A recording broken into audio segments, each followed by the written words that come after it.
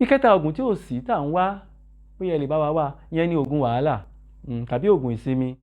Àwọn kan ní wípé àwọn ògùn àfikún ìmáradúró ńkọ́ tí à ń pè ní anti-stress supplements and multivitamins. Àwọn ní àwọn yẹn ńkọ́ iṣẹ́ àfikún ìfilọ̀mọ̀ làwọn yẹn ń ṣe. Kò má sí ògùn sàgbàdéwé sàgbàdéwé kò sí ògùn ẹ̀.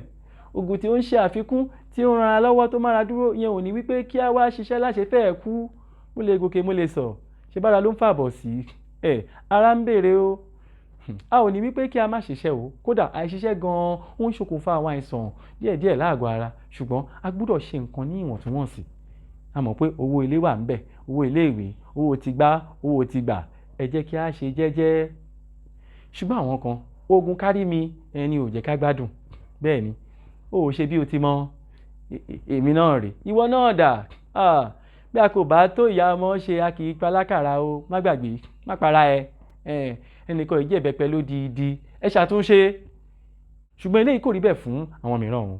Ìyá tàbí bàbá tí ó jẹ́ pé àwọn ló ń rán ọmọ mẹ́rin lọ sí ilé ìwé, ọkọ tàbí aya ti ṣaláìsí, kò sí olùrànlọ́wọ́ kankan, kò sí ẹnìkan àfi Ọlọ́run, bùkátà ilé, bùkátà àbúrò, bùkátà alágbájá tàmẹ̀dù àti bẹ́ẹ̀ bẹ́ẹ̀ lọ.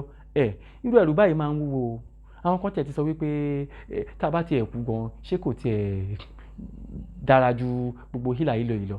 Kò rí bẹ́ẹ̀ o. Kí ẹnikẹ́ni má gba ẹ̀mí ara rẹ̀ o. Olúwa ò dára fún ìyàjẹ́ o.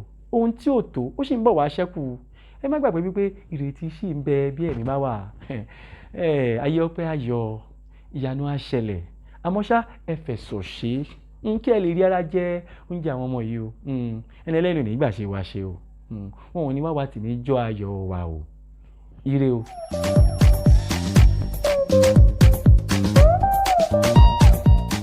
Ní àjọ Mopcare à ń ṣe ìgbìrò ìkọ́ni àti agbátẹrù ètò ìtọ́ni sí ìgbé ayé rere fún gbogbo ènìyàn tí ó wà lẹ́nu iṣẹ́ kan tàbí òmíràn.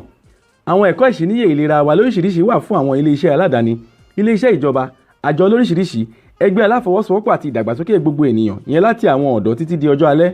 À ń ṣe àkópọ̀ ìkẹ́kọ̀ọ́ fún àwọn tí ó ń ṣe ìpalẹ̀mọ́ ìfẹ̀yìntì tàbí àwọn tó ti fẹ̀yìntì lẹ́nu iṣẹ́ yálà bóyá ti aládàáni tàbí ti ìjọba. A sì tún ṣe agbátẹrù ìtọ́jú ìlera àwọn àgbà yálà ní ọ̀kọ̀ọ̀kan tàbí ní àpapọ̀.